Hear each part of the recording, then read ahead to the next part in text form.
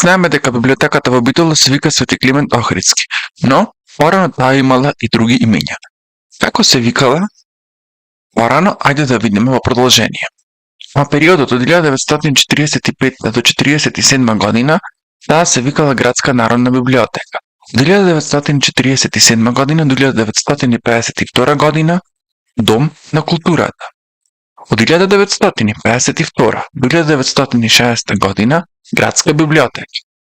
Од 1960 до 1964 година Матична библиотека. Од 1964 до 1980 година таа го има името Матична библиотека Климент Охридски. Од 1980 до 1995 година таа се вика Матична и универзитетска библиотека Климент Охридски Битола.